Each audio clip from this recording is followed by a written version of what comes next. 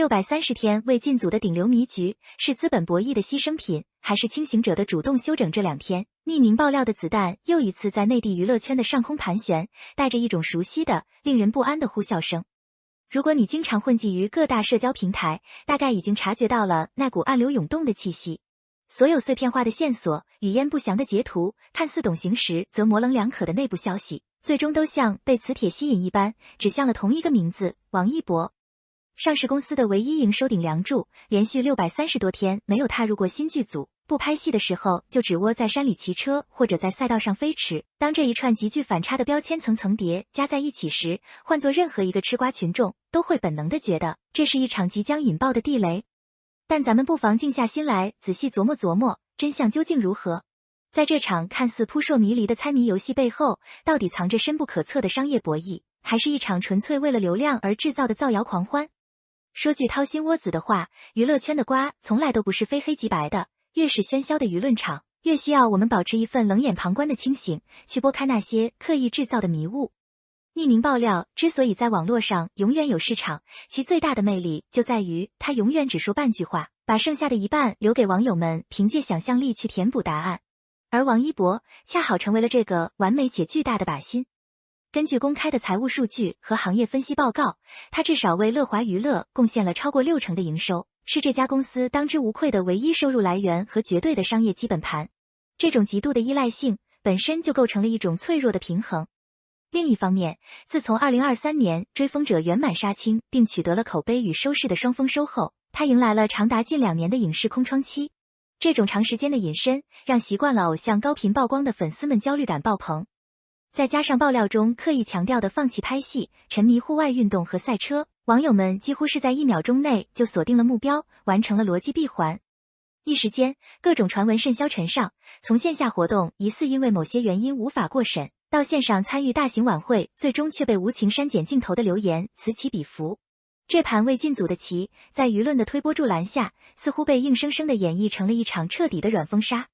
个人感觉，这种看图说话式的舆论审判实在令人感到疲惫。公众似乎总是习惯于将一个成年男性追求健康生活方式的选择，强行扭曲为职业生涯的自毁行为。我们是否应该反思，为什么在当下的语境里，一个人想要停下来喘口气，就会被默认为他出了问题？这种对完美运转机器的病态期待，恰恰是娱乐圈最 toxic 有毒的部分。随着水越搅越浑，更加离谱、更具戏剧性的剧本也随之出炉，试图将这场风波推向高潮。其中最受关注也最耸人听闻的，莫过于所谓的拒签风险协议传闻。据某些自称知情人士的说法，由于部分资方认为王一博存在某些不可控的潜在雷点，为了规避风险，要求他在接洽新项目时签署高额的履约风险协议，类似于极其严苛的对赌或惩罚条款。而王一博出于保护自身合法权益和尊严的考量，果断拒绝了签字，结果就是直接被某些圈子拉进了隐形的行业投资黑名单。另一个引爆互联网讨论度的，则是将他与已落马的北京首创集团原董事长李爱庆强行捆绑。这条线索本身就牵扯着复杂的互联网巨头和阿里系的投资关系网，而王一博主演的长空之王及热烈恰好都与李爱庆曾经管理的投资版图有着千丝万缕的联系，这种巧合很难不被别有用心之人发酵成一部脑洞大开的权力悬疑剧。至于那些语焉不详的所谓籍贯的深水区传闻，至今仍像一团无头乱麻，除了捕风捉影的猜测，拿不出半点实质性的实证。说实在的，每次看到这种将演员与复杂资本网络强行绑定的阴谋论，我都忍不住想笑。资本的本质是逐利且胆小的，一旦有风吹草动，他们最先做的是切割，而不是去搞什么复杂的封杀布局。把一个凭借自身努力打拼出来的青年演员描绘成庞大资本棋局中任人摆布的弃子，这不仅是对他个人能力的低估，更是对现代商业契约精神的一种无知揣测。这种为了博眼球而编造的大旗论，除了制造焦虑，毫无价值。面对这泼天而来的脏水和恶意揣测，粉丝们自然没有坐以待毙，而是迅速展开了有理有据的反击。在王一博近期推出的个人纪录片《探索心境》中，他本人罕见地袒露了心声。他坦言，由于过往几年极高强度的工作节奏，导致身心俱疲，甚至到了接戏接到麻木的地步。他选择主动停下脚步，是为了给自己一个深呼吸的契机，去沉淀，去体验生活，从而重新找回作为一名演员的初心和对表演的敬畏感。粉丝们随即敏锐地指出，这2年没有拍戏，绝对不等于躺平或摆烂。在这段所谓的空窗期里，他实际上一直在埋头拍摄高质量的纪录片，在专业赛车场上一次次冲过终点线，甚至代表中国青年登上了巴黎时装周的舞台，并受邀在联合国发表了关于青年与可持续发展的演讲。更直观、更让黑子们哑口无言的打脸证据是他的商业价值，即便长时间不进剧组，他依然是33个国际高奢品牌的代言人，并且稳稳地坐在2026年福布斯中国名人榜的前列。看到这里，我其实挺佩服他的定力的。在这样一个流量为王，恨不得把艺人一天24小时都榨干的时代，能够清醒地认识到自己的身心极限，并敢于按下暂停键，这需要极大的勇气和智慧。真正的顶流，从来不是靠无休止的曝光来维持的，而是靠不可替代的个人特质和持续输出的高质量商业价值。他用实际行动证明了，不拍戏的日子，他依然可以把生活过得丰盛且充满力量，这才是对谣言最有力的回击。